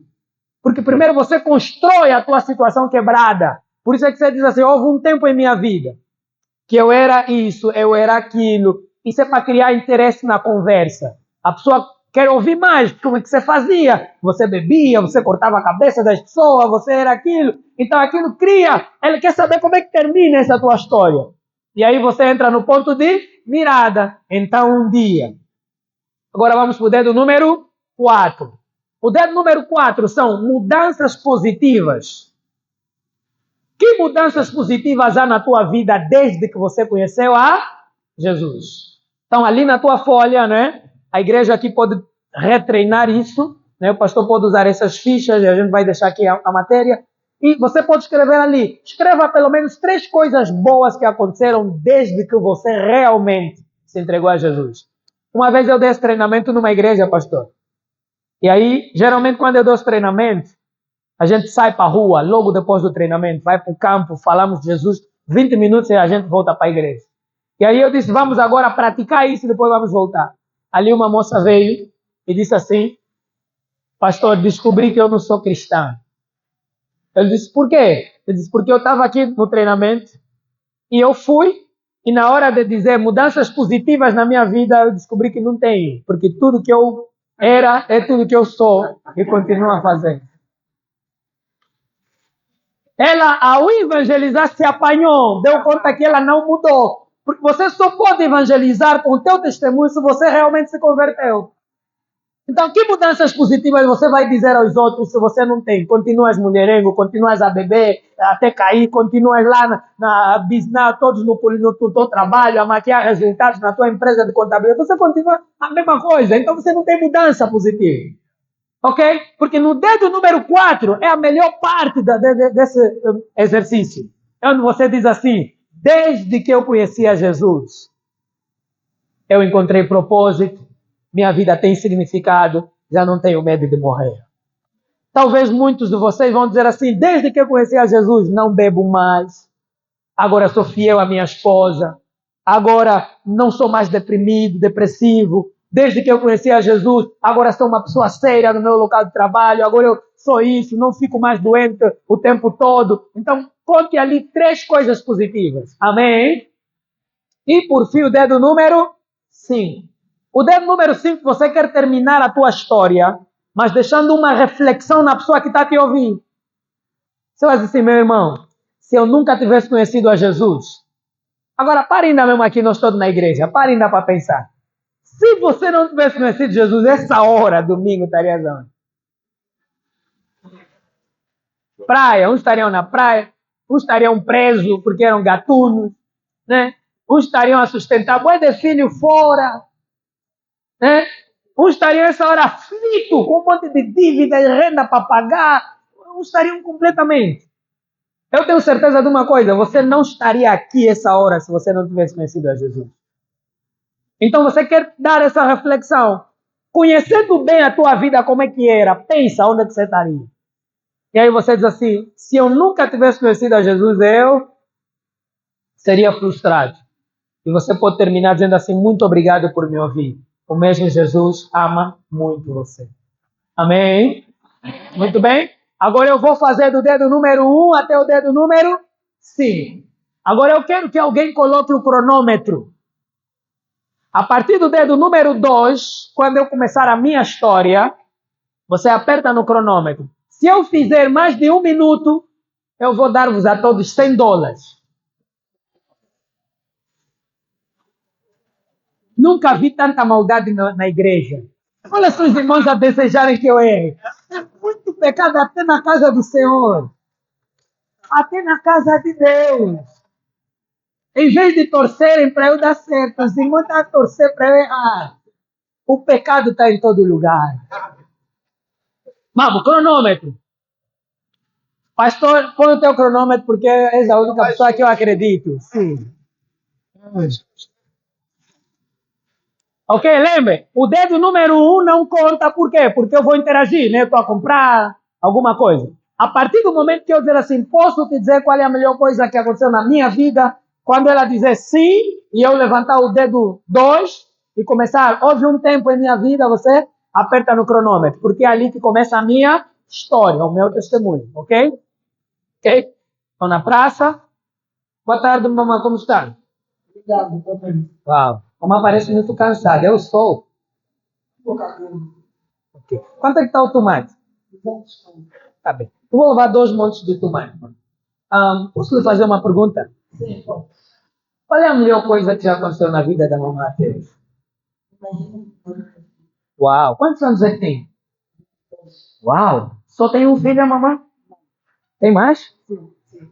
Quantos filhos a mamãe tem? 4. Uau! Eu tenho 2. São lindos. Posso lhe dizer qual é a melhor coisa que já aconteceu na minha vida? Sim, bom. Houve um tempo na minha vida que eu não tinha propósito. Estava à procura de significado e tinha muito medo de morrer. Então, um dia, depois de um jogo de futebol, um amigo me falou de Jesus e me convidou para orar. Depois de várias semanas, quando eu percebi que Jesus morreu por mim e ressuscitou novamente, eu pedi a Ele para ser o líder da minha vida. Desde que eu conheci Jesus, minha vida agora tem propósito, encontrei significado e já não tenho medo de morrer, tenho certeza que eu vou para o céu. Se eu nunca tivesse conhecido a Jesus, mamãe, eu seria um jovem muito frustrado. Muito obrigado por me ouvir. Jesus ama muito a mamãe. Amém. 43 segundos. 44 segundos. 44 segundos. Yes! Falei rápido. Não falei rápido, eu estava calmo. Em 43 segundos eu falei o meu antes, como é que eu conheci a Jesus, agora as mudanças positivas, e se eu nunca tivesse conhecido o dia tem 24 horas, meus irmãos, e Jesus só está a pedir 1 minuto teu para as pessoas. 1 minuto teu para dar para as pessoas. No KFC, no restaurante. Às vezes eu uso isso quando estou a comer num restaurante, a moça veio entregar um menu, e aí você pergunta como é que se chama. Aí em Moçambique, em Maputo, a moça veio e disse, eu sou Jéssica. Quem é Jéssica? Posso fazer uma pergunta? Ela disse, agora estou servindo. Eu disse, ok, vai e volta. Quando ela trouxe o menu, ela disse, qual é a melhor coisa que já aconteceu na sua vida? Mas ela está nos atender, eu estou sentado, ela está de pé, servindo a mesa, mas aí ela foi ganha para Jesus, orou, entregou a sua vida, e tem sido assim em todo lugar do mundo aonde eu vou. No avião, no autocarro, no Yango. Quando eu uso esse método, muitos podem não se converter, mas entram na conversa, são engajados, e essa é uma forma prática de você se tornar uma testemunha diária do Evangelho. Vamos terminar. Vire a tua folha na parte de trás. Quando está a ser abençoado, quem vai ser o grande evangelista a partir de hoje? Já estamos quase a terminar. Glória a Deus. Carlos, me dá a página do desafio de 21 dias. A parte de trás está escrito levando adiante. Levando adiante é, depois de você fazer o teu 1 minuto, e você olhar nos olhos, perceber que a pessoa criou interesse de ouvir mais, você pode levar a conversa num outro nível. Qual é o outro nível? O outro nível é o nível do feedback que você precisa ter. Aqui é onde você prega os pilares do Evangelho. Lembra que os primeiros 1 minuto você partilhou o teu testemunho. Agora, se a pessoa manifestou que está aberta a ouvir mais, você leva a conversa adiante. Como é que eu levo a conversa adiante? Através de perguntas inteligentes. Lembram a moça no avião? Depois de eu dar o meu testemunho de 1 minuto, eu falei para ela assim, muito obrigado por me ouvir. O mesmo Jesus te ama muito. E você? Tem uma história igual à minha? Ou podes fazer uma outra pergunta? Acreditas que vais para o céu quando morrer? Ou faz uma outra pergunta. Você já frequenta uma igreja e tem um compromisso sério com Jesus? Qualquer uma dessas perguntas vai te permitir avaliar se já é crente, se não é crente, não é? Agora deixa eu dizer contexto diferente. Em Angola, por exemplo, o angolano já é meio orgulhoso. Todo angolano vai dizer que já frequenta a igreja e já é cristão. E aí você pergunta, se ele dizer que tem certeza que vai para o céu, como é que você sabe que vai para o céu?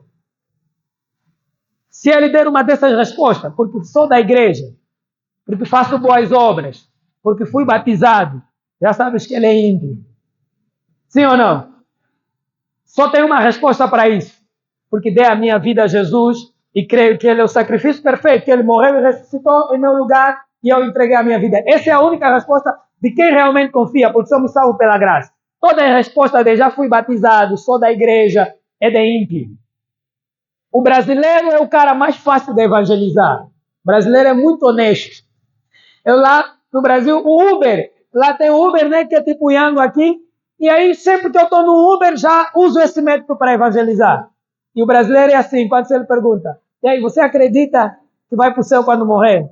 Assim, cara, eu sou desviado. O brasileiro não dá volta. Se ele é perdido, ele fala, mas eu sou desviado. Ok? Então aí é mais fácil. Quando ele diz assim, eu sou desviado, você pode dizer, posso te dizer como é que você pode ter certeza de ir morar no céu? Se ele dizer sim, você vai falar 3 coisas que estão ali na tua folha. Número 1, você precisa admitir que você agiu errado a vida toda e que você precisa de um Salvador porque os teus pecados te separam de Deus. Número 2, você precisa acreditar que Jesus morreu para perdoar os teus pecados. Número 3, você precisa confessar Jesus como teu Senhor e teu Salvador, para que Deus possa te dar acesso à vida eterna.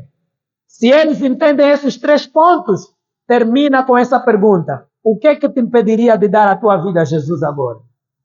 Não tenha medo da resposta dele negativa. Já aprendemos aqui, né? Aprendemos, não tenha medo da rejeição. É que se você não faz essa pergunta, você não consegue avaliar o feedback. Se ele deu uma resposta positiva para Deus ou não. Eu sei que algumas pessoas gostam de dizer só assim, obrigado por me ouvir, mas Deus te abençoa. E vai. Não, desafia ele. Pergunta a ele. O que é que te impediria de dar a tua vida a Jesus? Ou faz uma outra pergunta diferente, mas que vai medir o feedback dele.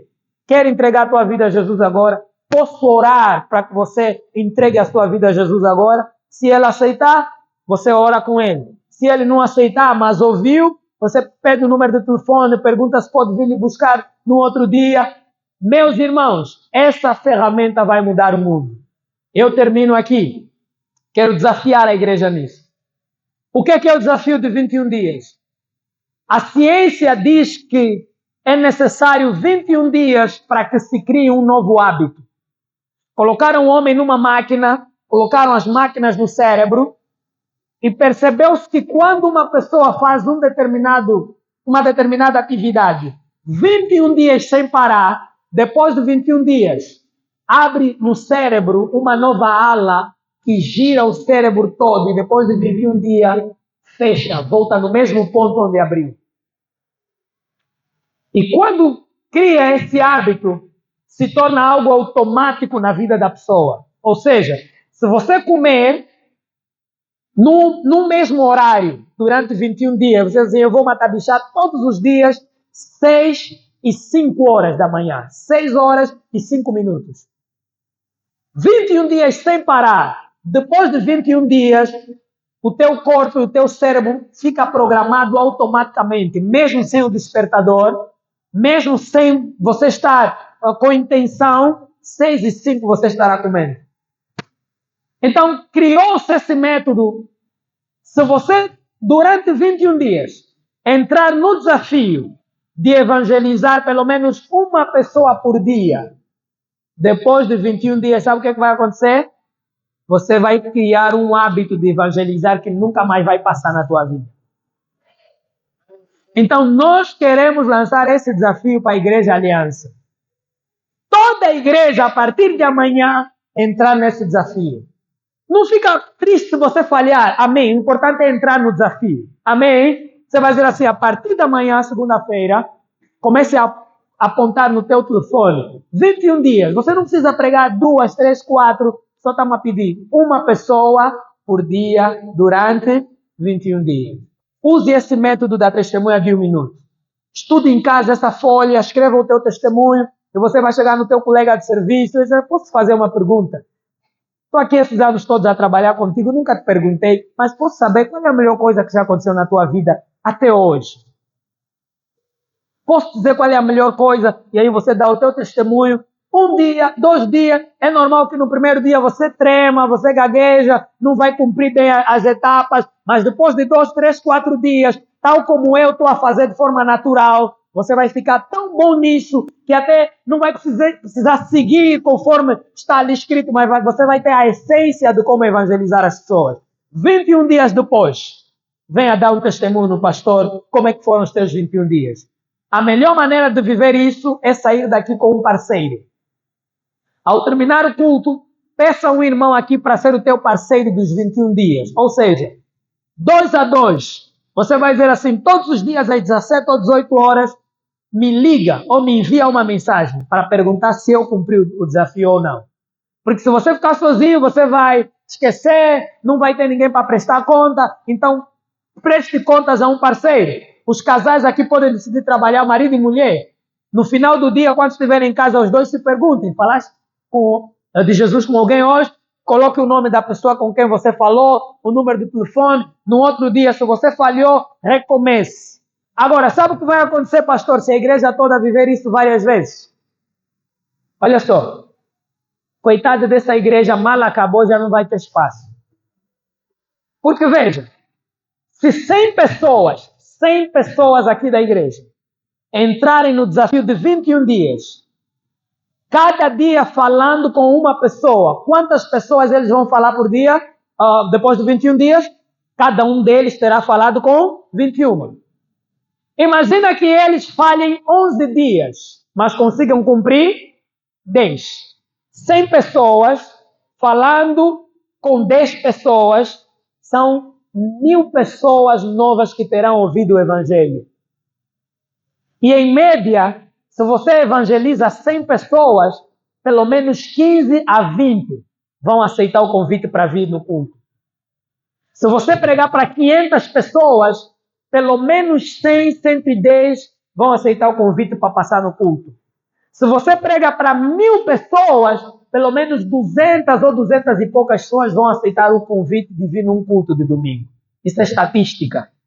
Quer dizer que se a igreja aqui se comprometer a entrar no desafio de 21 dias, nos próximos 21 dias, vamos ter pelo menos quase 1000 pessoas ouvindo e quase 500 pessoas frequentando pelo menos um domingo, nos próximos 21 dias. Não é um bom desafio, pastor? E agora, o meu último desafio. Se cada um de nós nos comprometermos a ganhar para Cristo e firmar 10 pessoas até setembro de 2026. Não é uma boa meta? Não é muito. Cada membro aqui na igreja, a partir da manhã, você vai entrar no desafio de 21 dias, mas na tua consciência lembra, até setembro de 2026, apresente 10 pessoas que estão cultuando na igreja por causa de você. Boa meta, bom foco, bom exercício. E o departamento de evangelismo pode criar uma forma de medir esse crescimento, acompanhar esse desafio. Se você falhou, tens um ano todo, tens 12 meses para firmar 10 pessoas. Setembro de 2026 vamos estar aqui a contar, a dizer assim, irmão, quem tem 10 almas aqui? E vamos ver você levantando 10 pessoas novas na igreja. Aleluia! Ali, infelizmente, todos vocês que não querem ser pastor vão ter que ser pastor, porque a igreja não vai ter espaço. Vamos ter que abrir mais igrejas aliança ao redor de Luanda. Diga aleluia! Diga eu aceito o desafio. Amém. Fecha os teus olhos, nós vamos orar por compaixão fresca. Ore, fala Jesus, eu quero compaixão. De tudo aquilo que eu ouvi, de tudo aquilo que eu aprendi, de tudo aquilo que eu fui treinado nesta manhã. Queridos, nada vai funcionar se compaixão não for o seu combustível. Todo o treinamento que hoje dei, ainda que rápido, acelerado, mas você tem a mente do Espírito, você é águia, você percebeu muito. Deus quer que você seja parte da sua obra, da grande comissão de ganhar o mundo para Jesus.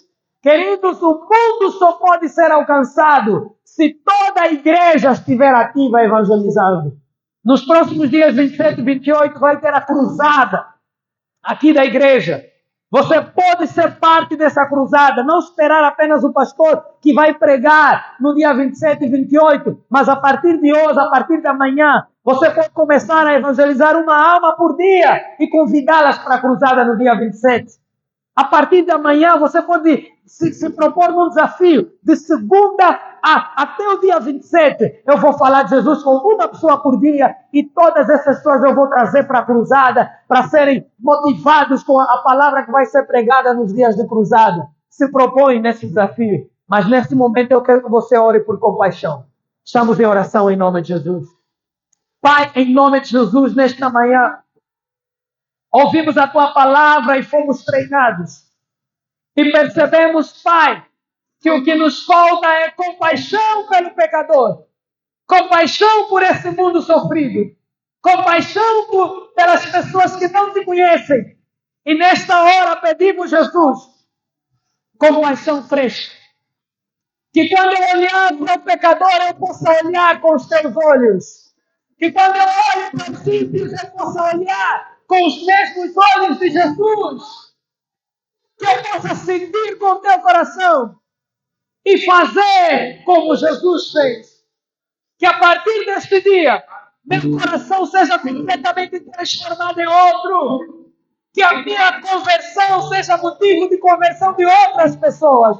Que o meu testemunho leve outros a te conhecerem. Senhor, me perdoa todas as vezes que eu tive a oportunidade de falar a tua palavra com uma senhora na praça e não falei. De falar com alguém no supermercado e não falei. Todas as vezes que eu tive a oportunidade de falar com um motoqueiro e não falei. Com o motorista do Yango, do Itch, e não falei. Todas as vezes que estive parado em um restaurante e a oportunidade estava criada para eu falar de Jesus, mas eu me acovardei, tive vergonha, tive medo, não sabia o que falar. Nesta manhã, Senhor, eu peço perdão por todas as oportunidades que eu deixei passar, mas a partir de hoje, eu te peço, Senhor, não me deixe ter medo de ser rejeitado, porque hoje eu aprendi que cada vez que eu prego, alguém está sangrando, cada vez que eu falo, alguém está sendo disparado, até que um dia vai te conhecer. Jesus, me torna um ganhador de almas,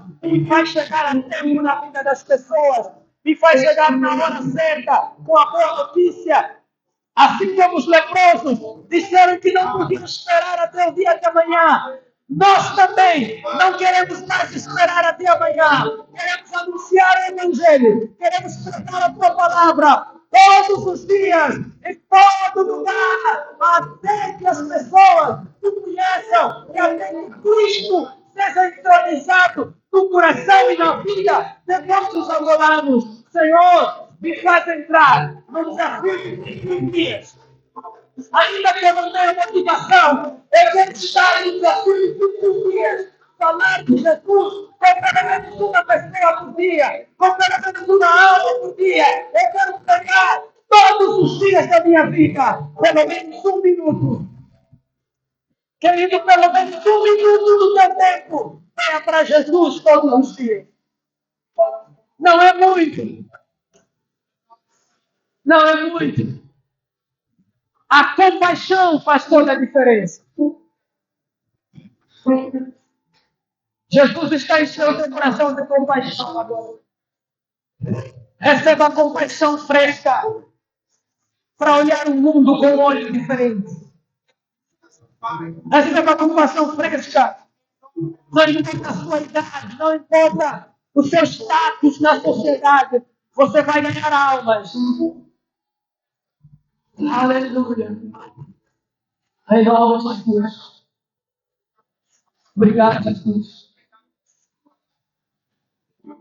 Glória a Jesus. Abre os teus olhos e olha para mim. Terminei. Na madrugada de 1912, abril, dia 14 para 15 de abril, havia um homem num navio, que vocês conhecem a história, mas a história nunca nos fala daquele homem. Esse navio saía de Southampton, na Inglaterra, para Nova York, nos Estados Unidos. O criador daquele barco disse que nem Deus afundaria o meu navio. E naquela madrugada de 14 para 15 de abril de 1912, o navio começou a sua jornada longa para Nova York. E vocês conhecem o que aconteceu dessa história, né? O Titanic. Embateu numa pedra de gelo e o barco começou a afundar. Milhares de pessoas começaram a morrer naquelas águas geladas, afogando.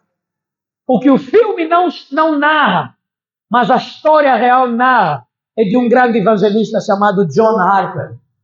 Ele estava no Titanic em 1912, quando ele afundou. Ele era rico e de uma família nobre. E quando o barco Titanic começou a afundar, ele estava num barco pequeno, salva-vida, com sua filha de 5 anos. Porque alguns ricos e que tinham crianças foram colocados nos poucos barcos que haviam para ir em direção à terra ou esperarem o barco resgate chegar. A história diz que John Harper, no barco salva-vida, Ele não precisava fazer nada. Era só ele esperar o barco, o resgate chegar. Mas a história diz que John Harper olhou para milhares de pessoas no Titanic morrendo afogadas. E ele pensou consigo mesmo e disse assim: eu sou crente, sou salvo. Como é que eu posso estar aqui no barco, salvo, enquanto milhares de pessoas morrem para a eternidade sem Deus, aqui diante dos meus olhos, e eu não consigo fazer nada? A história de John Harper diz que ele deu um beijo na filha dele de 5 anos e disse adeus. E se atirou nas águas. E começou a pregar nas águas geladas, a dizer: creiam em Jesus que Ele é a vossa única saída. Ele disse: até o barco do resgate chegar, muitos de vocês não vão estar vivos, mas Jesus é a porta para o outro lado da vida. Creiam em Jesus e morram salvos. A história diz que tinha um homem pendurado num pedaço de madeira. John Harper encostou para aquele homem, pegou o seu colete salva-vida e lhe deu. Ele disse assim: pode ficar com o meu, porque quando eu afundar eu não vou para baixo, eu vou para cima. E pregou Jesus naquele homem. John Harper morreu afundado naquela água gelada. Anos mais tarde, quando a equipa de notícia foi colhendo notícias para o jornal, aquele homem salvo na madeira deu um testemunho dizendo assim: eu estou salvo, estou vivo por causa de John Harper. Naquele dia eu fui salvo 2 vezes. Primeiro, ele me deu o colete salva-vida. Segundo, ele me pregou Jesus, a vida eterna. Nesta manhã, nós não estamos a dizer que você tem que se atirar nas águas geladas também, mas estamos a dizer que você precisa sair da sua zona de conforto. Seu primo que não conhece Jesus, seu marido que não está salvo, teu chefe no trabalho, seus sobrinhos que vêm passar férias, final de semana lá na tua casa. Saia da sua zona de conforto, perca o medo, perca a falta de coragem e comece a falar de Jesus. Que Deus nesta manhã te encha de compaixão. Amém e amém. Muito obrigado, pastor. Deus abençoe.